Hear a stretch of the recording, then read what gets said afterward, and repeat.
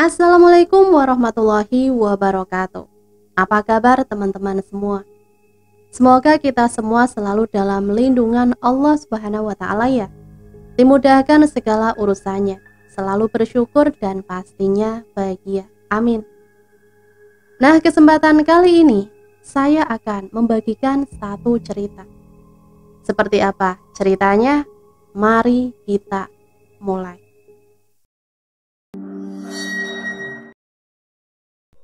Sebuah pengalaman yang tak akan terlupakan saat kali pertama menempati sebuah kamar kos. Kamar yang membuatnya sampai terbujur kaku. Hampir saja ia masuk dan mengisi sudut gelap itu. Ini adalah pengalamannya yang coba saya sampaikan pada teman-teman semua. Semoga bisa mengambil pelajaran dari cerita ini. Buang segala keburukan yang ada di dalamnya. Semua nama disamarkan. Sebut saja teman saya itu Tari. Ini adalah kali pertama ia datang ke kota besar. Tujuannya untuk kuliah. Ia tahu ini bukanlah tujuan yang mudah. Tari sendiri dibesarkan oleh keluarga yang serba kekurangan. Tapi itu tidak membuatnya menyerah dalam hal akademik. Tari diberkahi otak yang cerdas. Ia sering sekali menjadi juara di kelasnya. Beberapa lomba akademis juga sering ia menangkan. Kuliahnya tak lepas dari buah pikirannya. Ia diterima di sebuah universitas dari jalur beasiswa unggulan. Ragu untuk meninggalkan keluarganya, namun Tari melangkah keluar pergi jauh dari tempatnya berasal. Kini ia sudah tiba di tempatnya menuntut ilmu. Dengan biaya terbatas ia harus menekan biaya hidupnya. Kos murah, makan murah, dan tentunya mencari teman yang bisa diajaknya prihatin. Bukan teman yang mengajaknya berfoya-foya. Karena tujuannya sekarang adalah belajar dan lulus dengan cepat. Beruntungnya Tari tidak sendiri saat berada di tempatnya merantau menuntut ilmu. Resti, salah satu teman sekolahnya juga masuk universitas yang sama, tapi bukan melalui jalur beasiswa, melainkan jalur reguler. Sehingga cerita, Tari akhirnya bisa mendapatkan tempat untuk tidur dan berteduh. Dengan bantuan Resti, akhirnya Tari bisa mendapatkan kos yang murah. Kos itu terdiri dari 6 kamar. Dari luar nampak seperti rumah biasa, tapi setelah masuk, ternyata di belakang rumah itu ada beberapa kamar yang memang dipersiapkan untuk kos khusus putri. Bangunan kosnya sendiri bergabung dengan rumah pemilik kos. Tari masuk dari pintu samping yang berupa lorong panjang yang langsung menuju ke belakang rumah pemilik kos. Bangunan kos itu berbentuk letter U. Di tengahnya ada tanah kosong, berisikan pot tanaman dan satu sumur. Bangunan sumur itu tepat berada di depan kamar Tari. Ruangan yang luas, lingkungan yang asri, harga sewa yang murah, membuat Tari tak berpikir dua kali untuk segera mengambilnya. Ruangan ini lebih bagus daripada kamarku di rumah. Aku pasti betah di sini, ucap Tari dalam batin. Sebelum menempati kamar itu, pemilik kos yaitu Pak Tanto sudah menceritakan bahwa kamar yang ditempati Tari ini sudah lama kosong. Harga murah memang sengaja untuk memancing agar kamar itu terisi semua. Karena menurut Pak Tanto, hanya tinggal kamar itu saja yang belum terisi, entah karena apa. Pak Tanto juga tidak menceritakannya pada Tari. Tapi cepat atau lambat, semuanya akan segera terjawab sendiri, akan diketahui oleh Tari. Seminggu sudah Tari berada di kota itu. Ia merasa betah dengan keadaannya saat ini. Tari kini akrab dengan teman satu kosnya, Mita. Kebetulan Mita juga kuliah di kampus yang sama, namun dia lebih dulu masuk 2 tahun di atas Tari. Malam itu ada hal yang tidak disadari oleh Tari. Hari Kamis malam Jumat Kliwon. Saat hujan turun dengan deras, membuat Tari sendirian di kamarnya. Teman-teman satu kosnya belum juga tiba. Terhalang hujan yang turun mengguyur wilayah tempat Tari tinggal. Azan maghrib berkumandang. Sayup-sayup suaranya masuk. Tari yang mendengar langsung keluar dari kamarnya, berniat mengambil air wudhu di tempat cuci baju yang bersebelahan dengan kamar mandi umum. Kala itu suasana rumah kos sangat sepi. Terlihat tak ada orang sama sekali. Bahkan lampu di lorong belum ada yang menyalakannya. Tari bergegas menutup pintu kamarnya, melangkah menuju tempat cuci baju, sembari menyalakan lampu saat ia melintas. Matur suwun. Terdengar suara dari arah belakang Tari. "Nggih mbak, sami-sami. Baru pulang kampus mbak?" Tanya Tari yang dibalas hening. Tari terdiam beberapa saat. Sampai akhirnya ia membalikkan badan ke belakang. Tak ada satu orang pun di hadapannya saat ini. Kini Tari hanya terdiam. Suara yang tadi ia dengar benar-benar mirip suara Mita. Tak mau tenggelam terlalu lama, Tari segera berbalik badan, melangkahkan kakinya, bergegas untuk mengambil air wudhu.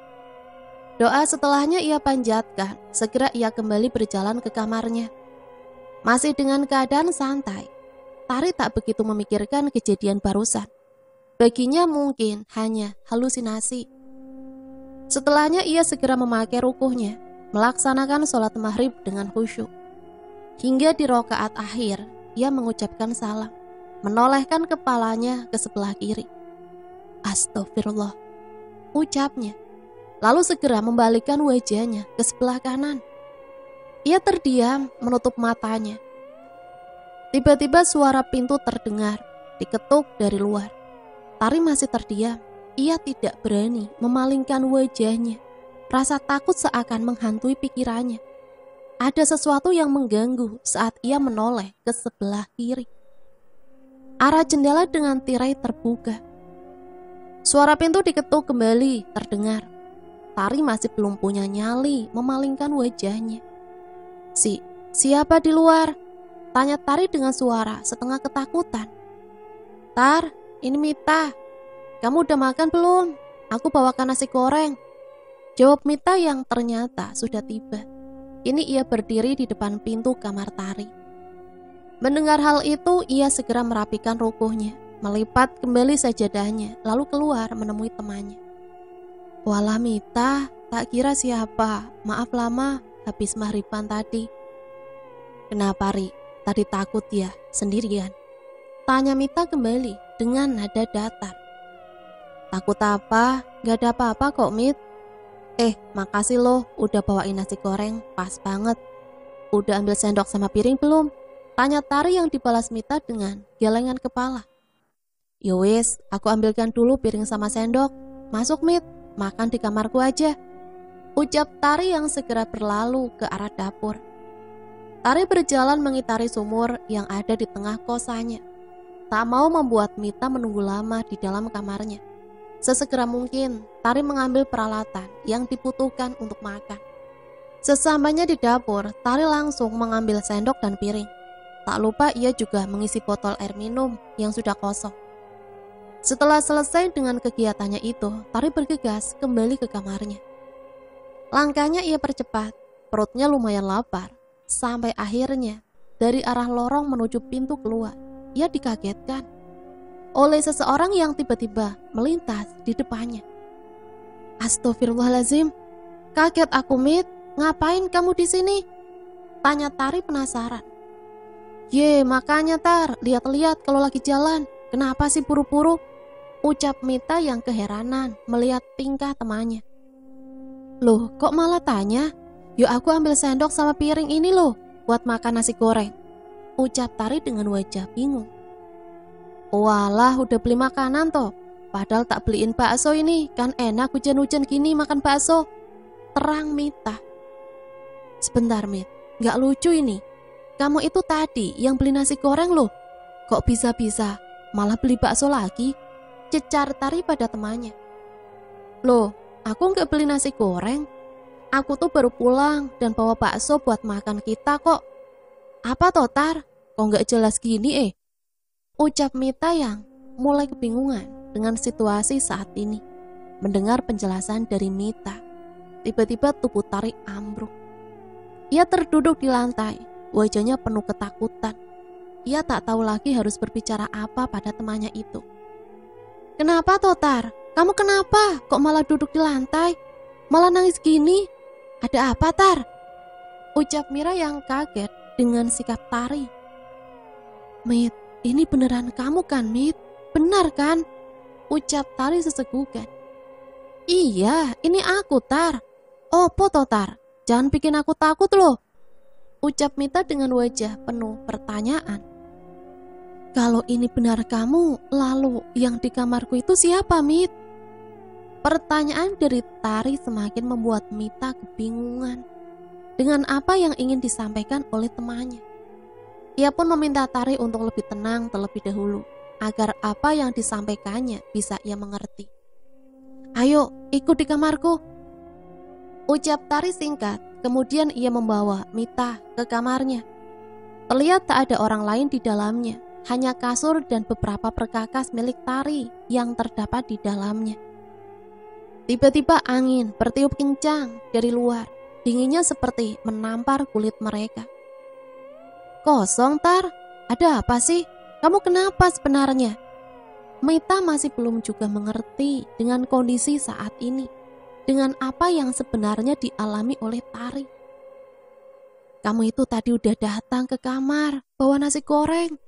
Makanya aku ke dapur ambil piring sama sendok. Terus aku papasan sama kamu di depan lorong pintu keluar. Kalau sekarang yang di depanku itu Mita, lalu yang tadi datang sebelum kamu itu siapa, Mit?" ucap Tari yang kini tengah duduk di atas kasurnya. Terdiam sambil terus memegangi bantal. Tatapannya kosong. Tampak jelas ketakutan di raut wajahnya. Mita hanya bisa terpaku sesaat setelah mendengar apa yang barusan dialami temannya. Bulu kuduk Mita seakan berdiri. Ia yang kini duduk di depan Tari, menoleh ke belakang. Mita merasakan seperti ada orang yang sedang mengawasinya. Tapi saat melihat ke arah pintu, tak ada seorang pun yang berada di sana. Hanya pintu yang sedikit terbuka. Dengan pemandangan malam dan kilatan cahaya petir di saat hujan mulai reda, mereka berdua akhirnya makan bersama, mencoba untuk bersikap biasa saja dengan apa yang barusan dialami oleh Tari. Tawa di wajah Tari mulai muncul. Mita terus berusaha menghibur temannya untuk tidak terus larut dalam kesedihan. Namun satu hal yang belum disadari oleh Tari, malam itu dan seterusnya akan menjadi sesuatu yang berbeda darinya.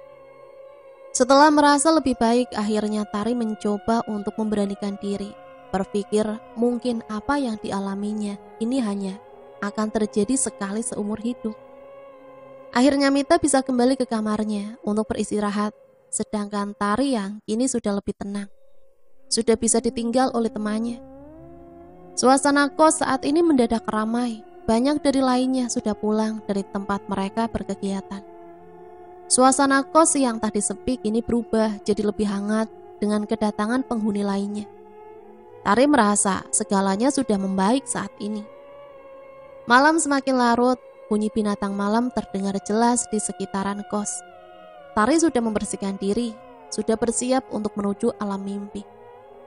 Ia tak lagi memikirkan kejadian sebelumnya.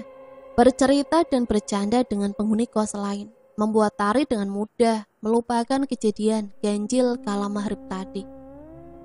Detak jam terdengar jelas. Tari sudah terlelap di balik selimut. Alarm di jam tangan Tari berbunyi. Tanda waktu sudah berada di pertengahan malam. Kos begitu hening, penghuninya sudah terlelap tidur tanpa terkecuali. Namun ada sesuatu yang ganjil di sini. Sayup-sayup, Tari seperti mendengar ada bunyi dari arah sudut kamarnya, tepat di sekitaran lemari. Bunyi itu awalnya terdengar lirih, hingga akhirnya bunyi itu semakin kencang mengagetkan Tari. Ia terbangun dengan mata terbelalak, lalu Tari melihat ke segala arah. Tak ada apa-apa yang terjadi saat ini. Tak ada suara yang ia dengar lagi. Keheningan dan kesunyian menemaninya saat ini. "Ya Allah, apa aku hanya mimpi ya tadi?" ucapnya dalam hati, hingga tiba-tiba pintu lemari terbuka sedikit. Deritnya terdengar jelas di keheningan malam, membuat Tari mengarahkan pandangannya ke arah lemari. Tiba-tiba saja, dari celah pintu yang sedikit terbuka itu, Tari bisa melihat dengan jelas ada sesuatu yang keluar dari dalam lemari. Perlahan menunjukkan wujudnya. Satu tangan dengan kuku hitam keluar. Ia seperti berjalan layaknya laba-laba dengan jari-jarinya perlahan ke arah Tari. Tangan itu seakan memanjang lalu memegang salah satu kaki Tari. Tari yang melihat hal gila ini tak bisa berkutik. Ia hanya diam, membeku, seakan dibekap dinginnya malam. Wajahnya kaku. Matanya terus melihat ke arah lemari tempat tangan itu keluar. Lambat laun air keluar dari kedua mata Tari. Ia hanya menangis, meringis tanpa suara. "Duk, sini temani aku." Suara itu terdengar jelas di telinga Tari. Ia kini seperti tersudut, menggelengkan kepalanya berkali-kali. "Mau ya, Nduk, temani aku." Ucap makhluk itu tepat di sebelah telinga kiri Tari. Tak kuat lagi dengan hal ganjil yang terjadi saat ini, Tari berteriak sekuat tenaga, meronta meminta bantuan sebisanya. "Tari, kamu kenapa, Tar? Tari, buka pintunya!" Ucap salah seorang dari luar sambil mengetuk pintu kamarnya. Beberapa saat kemudian terdengar suara itu. Tari membuka matanya perlahan. Ia tak temukan apapun di sekitarnya. Pintu terus diketuk. Tari segera beranjak dari tempatnya. Terdiam, segera ia membuka pintu. Di depan kamarnya kini berdiri Mita dan dua orang lainnya. "Kenapa sih, Tar? Kamu teriak-teriak malam-malam gini. Kamu kenapa?" Ucap Mita dengan wajah penuh keheranan. "Anu Mbak, maaf. Tapi," ucap Tari yang kebingungan. Harus dari mana ia bercerita tentang kejadian aneh yang baru saja ia alami. "Iya, kenapa toh? Ada apa? Kamu lagi banyak tugas dan pikiran atau gimana? Sampai teriak-teriak malam-malam, bikin kaget loh, Tar." Pungkas salah satu temannya yang datang bersama Mita. "Yang bener dong, Tar, kita kan yang lagi istirahat terganggu. Jangan gitu lagi lah. Yuk wis lah, sudah malam, ngantuk tahu, besok aku kuliah pagi." Ucap teman yang lainnya. Dua orang di samping Mita segera bergegas pergi ke kamarnya. Tari juga melihat ada beberapa teman yang mengintip dari sela pintu yang sedikit terbuka, mencari tahu apa yang sebenarnya terjadi saat ini.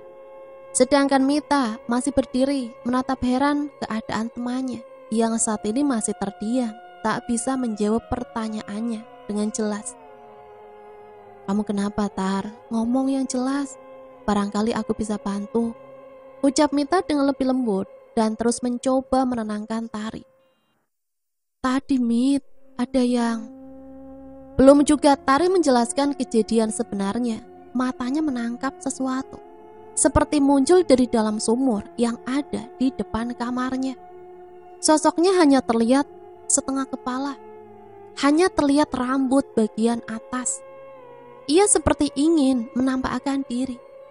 Hal itu membuat Tari langsung tak bisa melanjutkan perkataannya. Sekali lagi ia merasa kaku.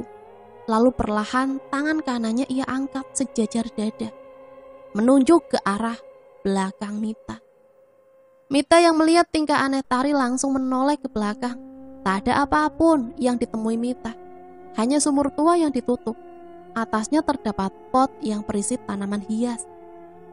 "Wih, Tar, ngapain sih kamu? Sebenarnya ada apa sih, Tar?"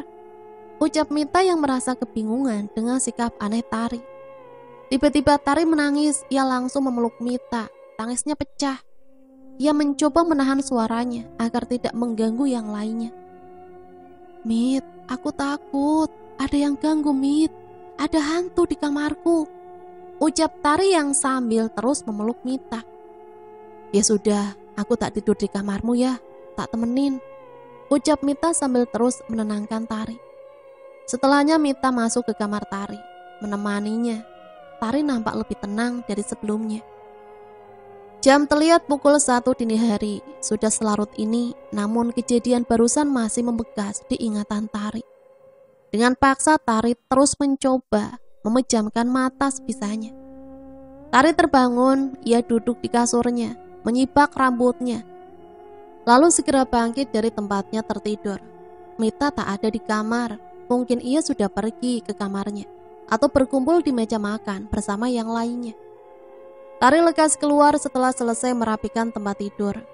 Kemudian ia langsung bergabung dengan teman satu kosan yang masih membicarakan Tari. "Pagi semua," sapa Tari pelan. "Pagi Tar, sini duduk dulu. Kita semua di sini penasaran kenapa kamu semalam teriak-teriak," ucap Rani, salah satu dari penghuni kos. Tari bergegas duduk setelah mengambil satu gelas air putih, lalu meminumnya perlahan. "Semalam aku yakin itu nyata, bukan mimpi. Kamar itu, di lemari ada orang, tangannya panjang, sampai megang kakiku," ucap Tari lalu menceritakan semua yang ia lihat malam itu. Semuanya yang ada di situ terdiam, heran dengan apa yang telah dialami oleh Tari.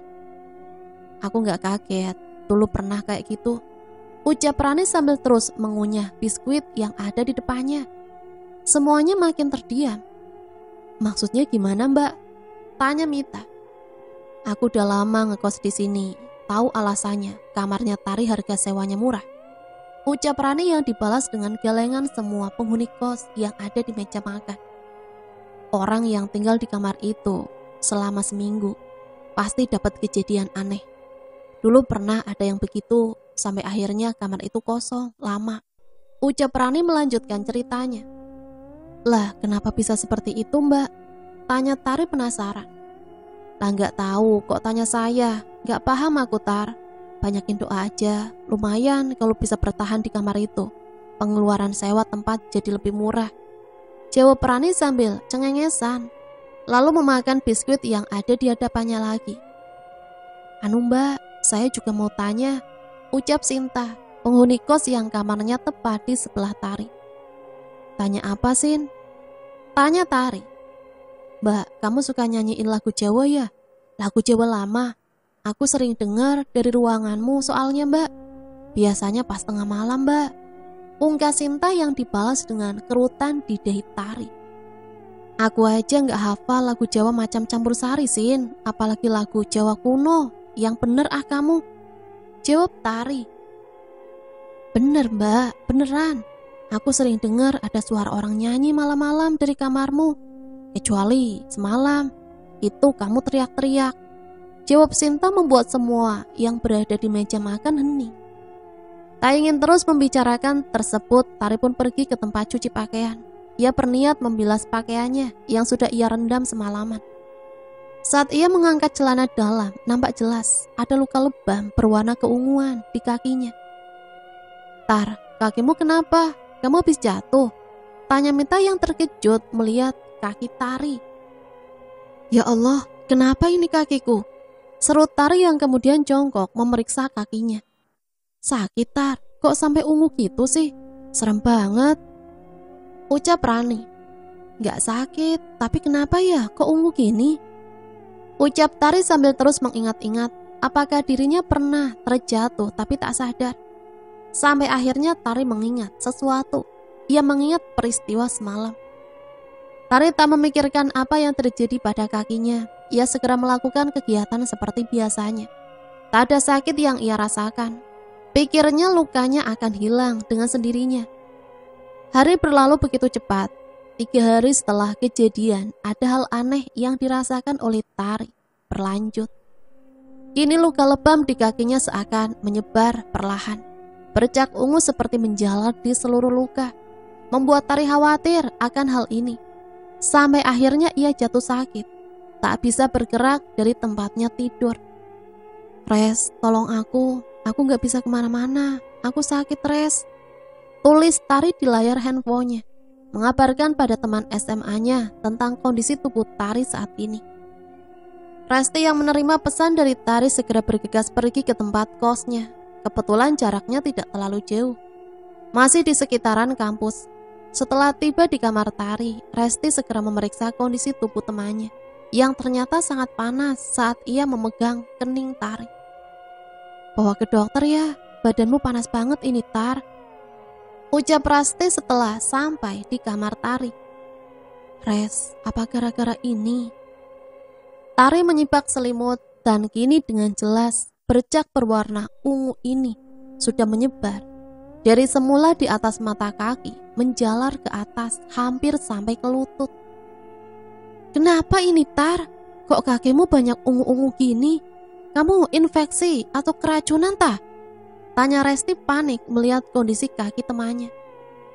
"Gak tahu, habis dipegang sama yang keluar dari lemari jadi kayak gini," jawab Tari datar sambil mengarahkan pandangannya ke lemari yang terletak di salah satu sudut kamarnya. "Apa toh? Yang di lemari? Maksudnya apa?" "Demit, Res. Beberapa hari yang lalu aku diganggu sama demit. Aku yakin itu gak mimpi, nyata banget." Jawaban Tari membuat Resti melongo. Ia setengah tak percaya dengan perkataan temannya. Resti adalah tipikal orang yang tak percaya hal semacam itu. Baginya segala hal yang berkaitan dengan mistis itu hanya halusinasi saja. "Wah, udah parah sakitmu. Ayolah, aku bawa ke dokter. Kebetulan aku bawa mobil sekarang," ajak Resti buru-buru. Mereka berdua akhirnya berjalan ke klinik terdekat memeriksakan kondisi Tari. Jauh dari orang tua di tanah rantau memang bukanlah hal mudah. Mandiri, bertahan, dan mampu melewati semuanya sendiri menjadi hal yang harus ditanamkan oleh mahasiswa dan mahasiswi yang berkuliah jauh dari tanah kelahirannya. Sesampainya di klinik, Tari diperiksa. Setelah mengantri menunggu giliran, dokter yang memeriksa Tari hanya mengatakan kondisi Tari saat ini lemas karena kelelahan, mungkin karena kegiatan awal di kampusnya. Namun firasat Tari berkata lain. Ia yakin kejadian sebelumnya erat kaitannya dengan sakit yang ia rasakan saat ini. Dokter juga tak berkomentar banyak soal bercak ungu yang ada di kakinya. Ada dugaan Tari alergi makanan tertentu, tapi dalam batin. Tari menolak itu. Ia tidak ada riwayat alergi makanan tertentu. Ada hal yang tidak biasa terjadi padanya. Setelah selesai dari memeriksakan Tari, mereka berdua pulang ke rumah kos Tari. Setelah sekian lama, kali ini Tari bertemu dengan bapak kos yang sedang memeriksa tanaman hiasnya di halaman tengah yang berdekatan dengan sumur dekat kamar Tari. "Dari mana Mbak Tari? Kok rapet banget pakai jaketnya?" sapa Pak Tanto, pemilik kos dengan senyum ramah di wajahnya. "Iya Pak, lagi gak enak badan saya," balas Tari dengan senyum tipis di wajahnya. "Loh, sakit Mbak? Udah ke dokter belum?" tanya Pak Tanto kembali. "Iya Pak, gak enak badan." "Anu Pak, mau tanya, kamar ini sudah kosong berapa lama ya?" ucap Tari masih memegang gagang pintu kamarnya. Resti hanya terdiam, memperhatikan mereka berdua berbicara. "Udah lama Mbak, ada 3 tahunan. Kenapa Mbak? Betah kan Mbak di sini?" tanya Pak Tanto dengan wajah yang penuh rasa penasaran. Betah Pak, mudah-mudahan betah Pak." "Ya sudah Pak, saya masuk dulu," balas Tari. Pak Tanto hanya mengangguk pelan. Resti menangkap sesuatu dari ekspresi Pak Tanto. Ia merasakan jika ada rasa heran dan bingung terlihat jelas di wajah Pak Tanto. "Res, aku mau minta tolong. Gak apa-apa kan aku ngerepotin?" ucap Tari memohon. "Apa Tar, kalau ada yang bisa aku bantu bakal aku bantu. Temenin aku di sini Res, tidur di sini. Aku takut Res." Sekali lagi Tari memohon, membujuk Resti untuk menemaninya tidur malam ini. Resti melihat wajah Tari begitu, diselimuti ketakutan, rasanya seperti ada yang mengancam. Resti yang melihat itu tidak bisa membiarkan temannya sendirian saat ini. Akhirnya Resti mengiyakan permintaan Tari. Matahari sudah tenggelam lama, sinarnya diganti dengan gelap gulita yang menyelimuti malam. Resti dan Tari baru saja menyelesaikan makan malam. Mereka berdua sudah berniat untuk istirahat. Tari tidur di tempatnya, sebuah busa panjang yang dilapisi karpet agar tak langsung menempel dengan lantai. Sedangkan Resti tidur di karpet tebal yang ada di sampingnya. tempat tidur anak kos pada umumnya. Kos malam itu terasa sepi, penghuninya sudah mengunci kamar masing-masing. Beristirahat dan terlelap jeratan sang mimpi. Namun, ini semua tak dirasakan Resti. Ia merasakan hawa panas di sekitaran kamar Tari. Kipas angin tak mampu menghilangkan rasa gerahnya. Anehnya, Tari begitu nyenyak dalam tidurnya. Entah karena efek parasetamol atau memang ia sudah kelelahan dengan hari ini. Namun panas kamar Tari sampai membuat Resti melempar selimut yang sebelumnya membalut tubuh. Ia merasa tak lagi membutuhkannya karena malah menambah panas tubuhnya. Resti mencoba terus memejamkan matanya. Ada yang bergerak di sekitar kakinya. Resti benar-benar merasakan sentuhan itu. Ia terbangun, melihat sekitar. Tak ada siapapun di sana, hanya temannya yang kini masih di sampingnya. Tidur begitu nyenyak. Resti menyadari sesuatu. Selimut yang tadinya ia buang ke samping, entah bagaimana caranya, kini menutupi bagian bawah kakinya. Mungkin gak sengaja kena kakiku, tapi kok, ucapnya dalam hati. Tak mau terus memikirkan hal itu, Resti menyingkirkan kembali selimut ke samping tempatnya tidur. Hawa panas masih dirasakan Resti. Ia gelisah dalam tidurnya, bergonta-ganti posisi mencari yang pas dan nyaman menurutnya. Dari menghadap kanan, tengkurap, ke kiri dan kembali ke posisi semula. Suara guntur menyambar tipis malam itu. Terdengar di telinga Resti, rintik hujan perlahan turun ke bumi. Suaranya berganti gemuruh di atas atap. Hujan malam itu turun cukup deras. Resti mulai merasakan nyaman dalam tidurnya. Hawa dingin malam yang diguyur hujan ia rasakan. Sejuk seperti menyelimuti tubuhnya. Sampai akhirnya ia merasakan tetesan air mendarat di wajahnya. Duh Gusti, apalagi ini? Bocor atapnya, ucap Resti lirih sambil menghapus air yang jatuh di wajahnya. Selang beberapa lama ia tak merasakan lagi. Tari memiringkan badannya, mengambil guling yang ada di sampingnya, lalu memeluknya. Tetesan itu turun kembali mengenai telinganya. Resti kesal, ia membuka matanya, lalu menghadap ke arah langit-langit kamar, mencari dari mana air itu turun. Namun bukan itu yang ia temukan. Tetesan itu kembali jatuh mengenai bagian atas matanya, membuatnya menutup mata sesaat. Sebelum akhirnya ia mengusap apa yang barusan jatuh mengenai wajahnya. Ia bisa melihat jelas saat itu apa yang ada di tangannya. Warna merah, bau anjir darah, membuatnya terbangun. Tari, bangun Tar, ini ada darah. Darah siapa Tar? Tari, bangun. Ucapnya buru-buru, terus menggerakkan tubuh Tari yang kaku tak bergerak. Tari bangun, bukan lebih tepatnya. Perlahan Resti melihat tubuh temannya melayang. Ia mundur melihat kejadian aneh itu. Matanya masih terbelalak melihat tubuh temannya melayang, masih dengan posisi yang sama saat ia tertidur. Kamu siapa nak? Mau apa di tempatku? Terdengar suara dari arah Tari yang masih melayang. Perlahan Resti melihat tubuh Tari berubah posisi dari tertidur menjadi berdiri. Ketakutan begitu menyelimuti Resti. Kali ini pertama ia melihat keganjilan tepat di hadapannya, membuat seluruh tubuhnya bergetar.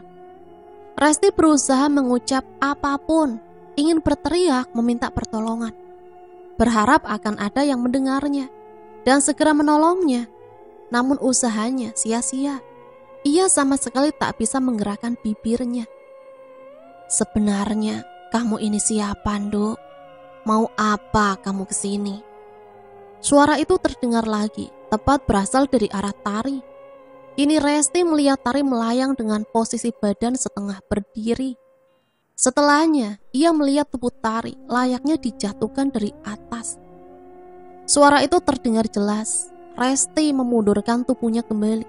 Di belakangnya, tepat ada lemari yang tiba-tiba pintunya terbuka. Suaranya keras, membuat Resti tersentak. Ia menoleh ke belakang. Hanya tumpukan baju yang masih tersusun rapi di lemari tua. yang berdiri kokoh di sudut ruangan. Pandangannya ia balikan lagi melihat temannya yang kini terbujur tak berdaya di atas tempat tidur. "Permisi mbah, saya nggak ganggu," ucap Resti dengan bibir bergetar. Tiba-tiba suasana menjadi hening kembali. Lalu tepat dari belakang tubuhnya, ia merasakan ada sesuatu yang bergerak, mendekat. Ujung matanya kini bisa melihat sepasang tangan dengan kuku yang hitam, tepat mendarat di kedua bahunya, memegang erat tubuhnya. Resti hanya bisa terus mengatur nafasnya yang sesak. Ia menangis sekuat tenaga. Ia berteriak, "Tok!" Belum sempat Resti berucap, tangan itu kini menutup mulutnya rapat.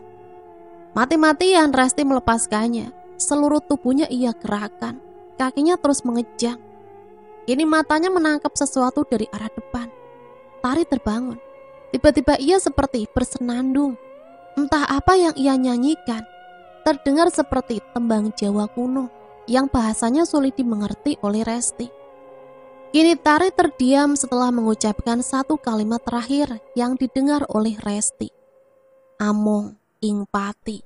Tiba-tiba Tari meloncat ke arah Resti, memegangi pundaknya. "Kamu mau apa di sini, Nduk?" teriak Tari keras. Tangannya yang sedari tadi menutup mulut Resti hilang. Resti berteriak sekuat tenaga, "Tari, jangan Tar! Tolong! Tolong!" teriak Resti sekuat tenaga sebelum lehernya dicengkram oleh temannya yang kini entah dikendalikan oleh siapa. Rambut Tari memutih, giginya menghitam, matanya terus tertutup. Ia berteriak-teriak. Tangan Resti memukul-mukul lemari di belakangnya, menimbulkan suara gaduh di malam itu, membuat semua penghuni kosnya keluar. Bunyi keras terdengar dari arah pintu kamar Tari yang digedor. Lalu kemudian pintu itu terbuka, didobrak paksa oleh pemilik kos. "Ya Allah Tari! Tar, istighfar Tar! Tar!" teriak Mita yang langsung masuk. Bebarengan dengan itu, Pak Tanto mencoba memisahkan Tari yang terus menyerang Resti, yang kini tersudut di depan lemari. Dengan semampunya, kini Pak Tanto seperti sedang membacakan sesuatu. Kening Tari terus dipegang dengan tangan kirinya. Tangan kanannya ia angkat ke atas. Lalu dengan cepat Pak Tanto usapkan ke wajah Tari. Tari kini ambruk tak sadarkan diri, menyisakan pertanyaan pada anak kos yang berkumpul di depan kamarnya. "Mbak, kenapa Mbak? Kok sampai kayak gini?" ucap Mita langsung menanyakan apa yang sebenarnya terjadi pada Resti. "Gak tahu Mbak, Tari kesurupan. Aku gak tahu kok bisa gini Mbak," ucap Resti yang masih sesak mengatur nafasnya. Sesekali ia terbatuk. Di leher Resti nampak jelas bekas cekikan yang memerah. Tanda Tari mencekik Resti sekuat tenaga. Pak Tanto masih membacakan sesuatu. "Pergi, pergi, yang sudah mati tidak mengganggu yang masih hidup," ucap Pak Tanto dengan nada keras, seperti sedang menangkal kekuatan jahat yang ada di dalam tubuh Tari. "Mbak Mita, boleh minta tolong ambilkan air di baskom. Petik beberapa daun kelor yang ada di dekat sumur. Minta tolong Mbak Mita, cepat," ucap Pak Tanto. Mita yang mendengar itu segera berlari ke arah sumur, tak peduli lagi dengan hujan yang turun. Ia secepat mungkin mengambil daun kelor yang ada. Tiba-tiba telinganya menangkap sesuatu yang asing. "Tolong Nduk, tolong aku Nduk, tolong aku."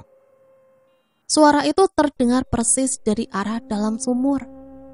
Tak ingin menanggapi hal itu, Mita segera bergegas ke arah dapur, mengambil baskom dan mengisinya dengan air, lalu membawanya ke kamar Tari. Suasana di kamar Tari begitu mencekam.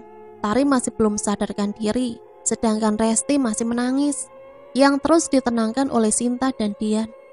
Yang lainnya masih terus melihat kejadian aneh yang baru saja terjadi. Mita langsung meletakkan baskom yang sudah diisi air. Pak Tanto memerintahkan Mita untuk segera memasukkan daun kelor ke dalamnya. Daun kelor dipercaya oleh zaman dulu mampu mengusir sihir dan menangkal kiriman santet atau ilmu hitam. Tidak hanya menangkal ilmu hitam, banyak juga yang percaya kalau daun kelor bisa melunturkan kesaktian orang jahat. Percikan air daun kelor konon juga bisa mengusir makhluk halus. Pak Tanto kemudian mengambil sapu tangan di tangannya, lalu memasukkannya ke dalam baskom, kemudian menyeka wajah, tangan, dan kaki Tari. Mulutnya terus bergumam sesuatu yang tidak dimengerti oleh semuanya. Sesaat kemudian Tari membuka kedua matanya. "Nduk, sudah gak apa-apa, Nduk. Ibu sepertinya sudah pergi," ucap Pak Tanto membantu Tari bangkit dari tidurnya dan terduduk melihat semuanya terkumpul. "Ada apa ini, Pak?" ucap Tari yang kebingungan. "Apa yang kamu rasakan tadi? Badanmu sakit tidak?" Pak Tanto balik bertanya tanpa menjawab pertanyaan Tari. "Pak, tadi saya mimpi, Pak. Saya lihat perempuan tua datang pada saya, ngajak saya masuk pintu yang di dalamnya gelap banget. Pintunya mirip dengan pintu kamar ini," ucap Tari. Pak Tanto mengangguk seakan mengerti dengan apa yang dikatakan Tari. "Lalu apa yang kamu lihat lagi?" lanjut Pak Tanto bertanya. "Ada perempuan duduk di tengah ruangan itu. Sepertinya seusia dengan saya," jawab Tari. Sekali lagi Pak Tanto mengangguk mendengar jawaban dari Tari.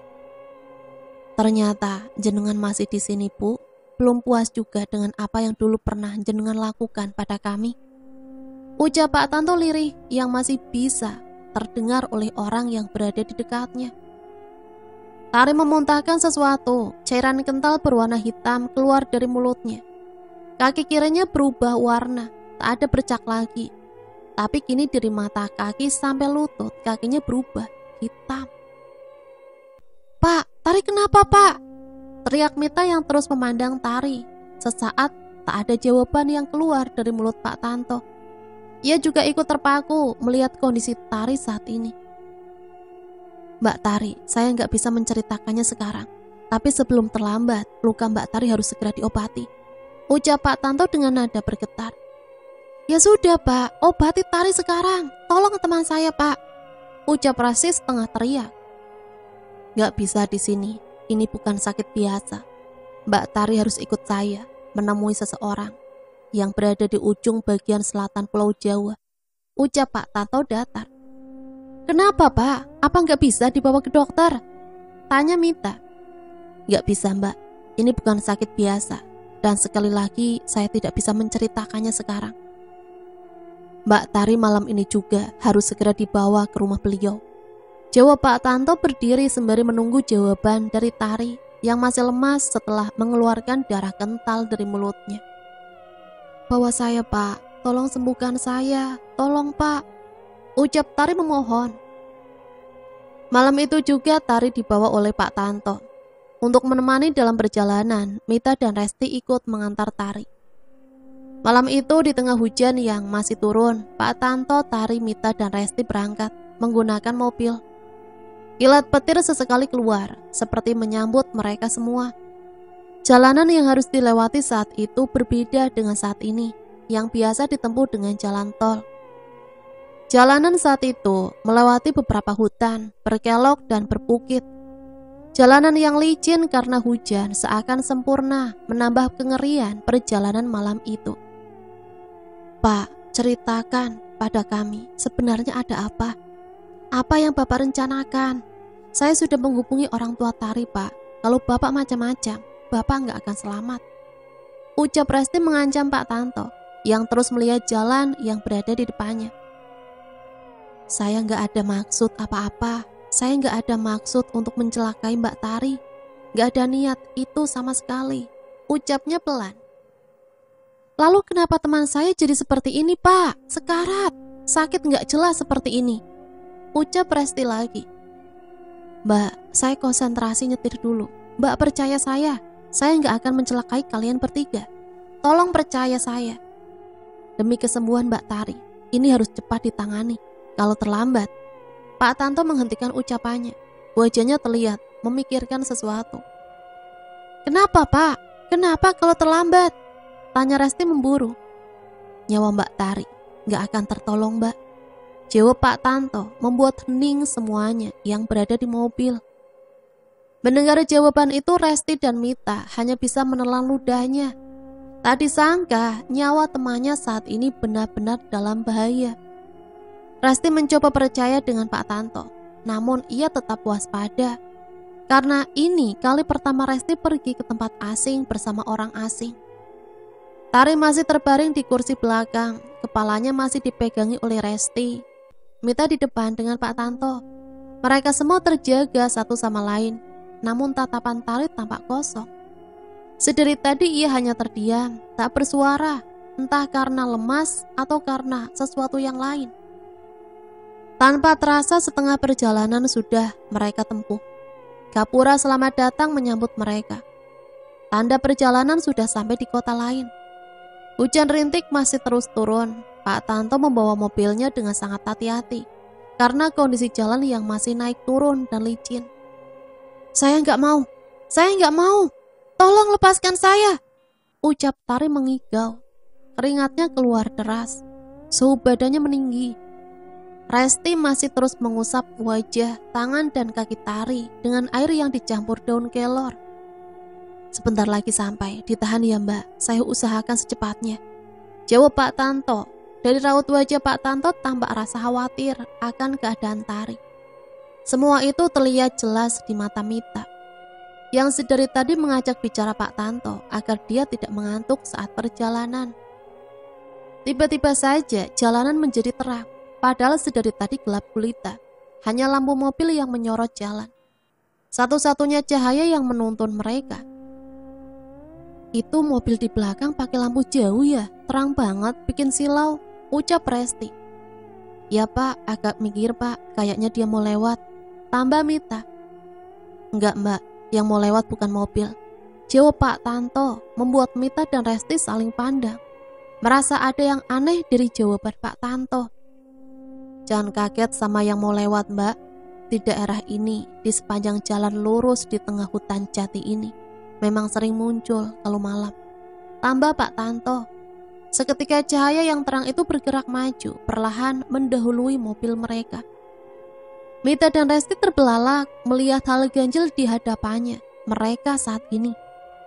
Sebuah bola api melaju mendahului mereka. Cahaya merah menerangi sekitaran. Bola api itu terus terbang di depan mobil yang mereka kendarai, berjalan ke arah yang sama. Mbak jangan panik, kalau panik dia bakal nyerang kita. Sing tenang yo Mbak, ditahan, ucap Pak Tanto memperingatkan. Itu apa Pak? Tanya Mita dengan wajah ketakutan. Fokus, terus berdoa Mbak, nanti saya jawab. Pak Tanto terus mengendarai mobil, kecepatannya perlahan ia kurangi. Seperti mempersilahkan bola api itu berjalan dahulu. Lambat laun sosok itu menjauh, lalu melesat cepat ke depan. Perlahan cahayanya menghilang, ditelan gelap malam yang pekat.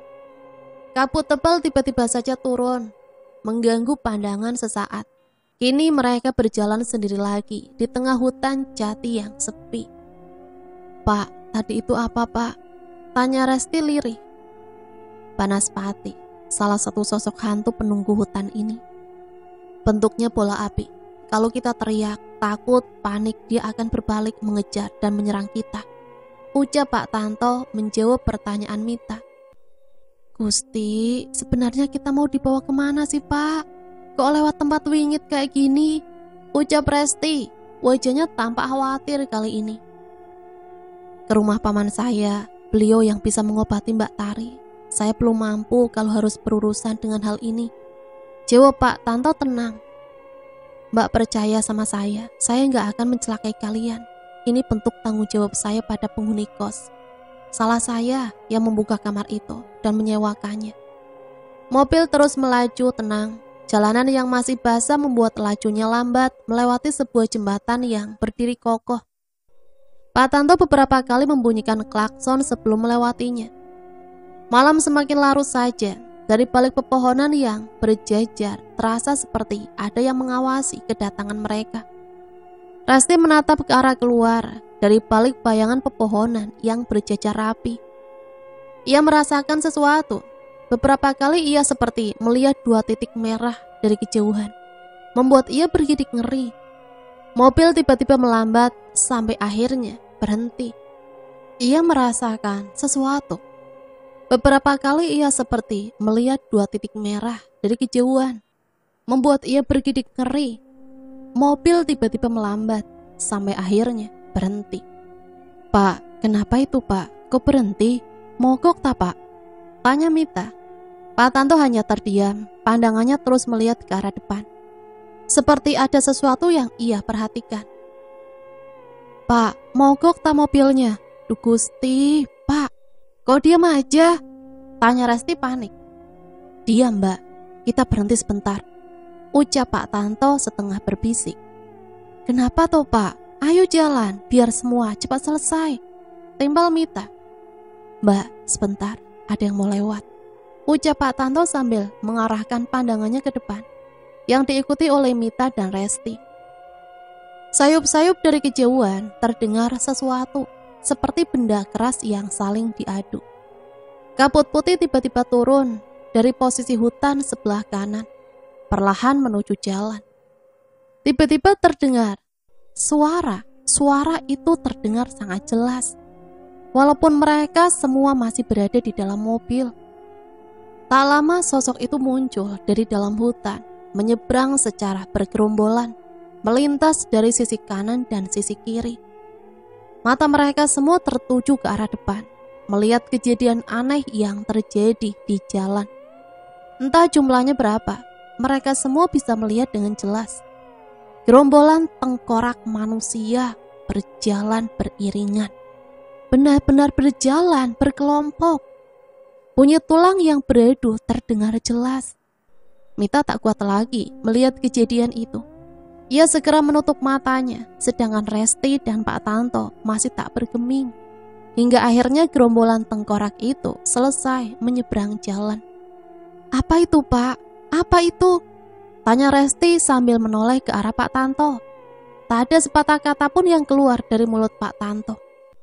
Ia segera melajukan mobilnya kembali, berjalan menembus kabut putih yang hampir memudar.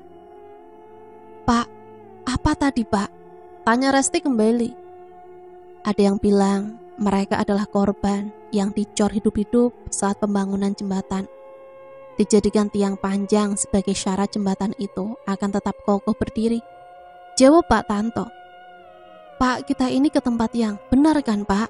Udah ngeri banget Pak, saya nggak kuat," keluh Mita. "Iya, paman saya memang tinggal di dekat hutan. Ia melakukan lelaku, menghindari dari hiruk pikuk duniawi. Setelah sebelumnya ia hampir celaka." Pak Tanto terdiam, tak melanjutkannya. "Celaka karena apa Pak?" tanya Mita penasaran. "Saya nggak bisa ceritakan. Kita fokus saja Mbak, sebentar lagi sampai," ucap Pak Tanto sambil terus fokus melihat ke depan. Mita dan Resti hanya bisa saling pandang. Mereka mengangguk, terpaksa untuk setuju. Mobil kini berbelok ke sebuah jalan kecil yang di depannya berdiri sebuah gapura batas desa. Jalannya masih berupa batu yang ditata rapi. Mobil berjalan lambat. Selanjutnya, mobil masuk ke pekarangan luas. Di depannya ada sebuah rumah kayu berwarna coklat. Dengan sinar lampu kuning yang menyinarinya, rumah itu tampak kesepian di tengah rimbun pohon jati di kiri dan kanannya. Pak Tanto turun dari mobil, berjalan ke arah pintu rumah tersebut. Mita dan Resti bisa melihat, tak lama Pak Tanto mengetuk pintu. Muncul sosok orang tua menggunakan baju surjan dengan motif lurik. Rambutnya panjang berwarna putih, dengan jenggot panjang yang berwarna tak jauh beda dengan rambutnya. Dari kejauhan Resti dan Mita melihat mereka berdua saling berbicara. Tak lama setelahnya, buru-buru Pak Tanto berbalik badannya, berlari kecil ke arah mobil. Setelahnya ia mengabarkan kepada Resti dan Mita untuk keluar membawa Tari juga. "Mana anaknya toh? Kok bisa sampai kecolongan lagi?" ucap paman dari Pak Tanto. Di ruang tamu sederhananya yang dikenal dengan nama Pak Deroji. "Ini Pak De, kaki kirinya sudah menghitam. Apa masih bisa disembuhkan?" ucap Pak Tanto sambil menunjuk Tari yang masih terduduk lemas dengan keringat yang terus mengucur di seluruh tubuhnya. "Kapan kejadiannya?" tanya Pak Deroji. "Tengah malam tadi Pak De," jawab Pak Tanto. ia mulai mengangguk seperti paham dengan situasi yang akan dihadapinya. Pak Deroji kemudian bergegas menuju belakang, mengambil beberapa barang yang memang dibutuhkannya. Setelah dirasa cukup, ia kemudian keluar menemui Pak Tanto dan ketiga anak perempuan itu. Hujan kembali turun dengan deras, malam kian larut, beberapa jam lagi pagi akan tiba. Tari kemudian dibaringkan di sebuah amben, papan yang terbuat dari kayu. Pak Deroji sudah menyiapkan segalanya. Di dekat amben terlihat ada baskom yang berisi air yang sudah dicampur kembang setaman. Di baskom satunya ada air yang sudah dicampur dengan daun kelor. Pak Deroji kemudian mengikat tangan dan kaki Tari yang dikaitkan ke 4 sudut amben tersebut. Tari kini meronta kesakitan, berusaha melawan. Namun Pak Tanto dan Pak Deroji kini selesai mengikatnya. "Pak, Tari mau diapain? Kok sampai kayak gini?" tanya Mita dengan tatapan penuh ngeri. "Loh Pak, ini namanya kekerasan. Saya bisa laporin Bapak kalau caranya kayak gini," ucap Resti yang begitu panik.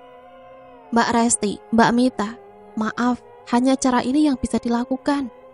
Sebelum pagi tiba, Mbak Tari harus disembuhkan. Kalau tidak, nyawanya tidak tertolong lagi.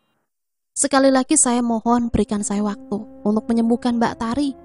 Saya janji setelah ini akan saya jelaskan semuanya," ucap Pak Tanto. Mita dan Resti hanya terdiam. Mereka berdua tak tahu lagi harus melakukan apa. Pak Deroji mengeluarkan sebuah belati yang di bagian ujung gagangnya terlihat seperti ada patung kecil yang sedang berjongkok. Kemudian Pak Tanto menutup seluruh tubuh Tari dengan jarik, menyisakan kepalanya saja. Bagian kaki yang terluka ia buka, memperlihatkan kaki kiri Tari sudah menghitam jika dibandingkan pertama kali dilihat Mita. Kemudian Pak Deroji mengangkat baskom berisi air yang dicampur dengan daun kelor.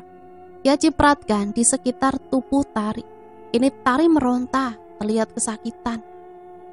"Perih Pak, perih," ucap Tari yang tak bisa apa-apa karena kedua tangan dan kakinya diikat. Mulutnya bergerak seperti sedang membacakan sesuatu. Setelahnya ia ambil air itu di tangannya. Diusapkan sebanyak 3 kali di bagian wajah Tari. Tari yang sedari tadi meronta, kini terdiam. Dengan mata tertutup, ia terlihat tenang. Pak Deroji kemudian mengambil baskom yang berisi air dicampur dengan bunga setaman. Hal yang sama ia lakukan lagi, mencipratkan air itu ke seluruh badan Tari. Lalu mengusap wajahnya kembali sebanyak 5 kali. Tiba-tiba saja angin bertiup begitu kencang dari arah luar, membuat pintu rumah Pak Deroji terbanting keras, mengagetkan semua orang yang ada di sana. Tiba-tiba saja mata Tari terbuka, melotot menatap langit-langit rumah. Senyum menyeringai nampak jelas di wajah Tari. Ia meronta sekuat tenaga, sampai sesekali membuat amben sedikit terangkat ke atas, hingga akhirnya ia kembali terdiam. Tanto, ini Ibu Le. Kamu harus lepaskan Ibu, Tanto," ucap Tari yang terus memanggil nama Pak Tanto. Suaranya terdengar asing, seperti bukan suara Tari yang Mita dan Resti kenal. "Tanto, Bu, ini sudah bukan ranah Ibu.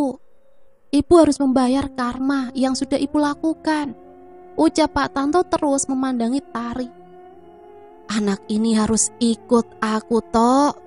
Aku butuh teman lagi," ucap Tari yang meracau tak jelas, membuat ngeri seisi rumah. Kini Mita dan Resti tahu yang dilihat adalah Tari, tapi yang ada di dalamnya mereka tak tahu. Hanya saling bertanya kenapa Pak Tanto memanggilnya Ibu. "Jangan, Ibu sudah membawa banyak malapetaka. Sudah seharusnya Ibu menanggung karma," ucap Pak Tanto sembari mengisyaratkan kepada Pak Deroji untuk segera menjalankan apa yang seharusnya dilakukan. Pak Deroji memegang kaki kiri Tari. Ia menempelkan pisau yang kini tengah ia genggam.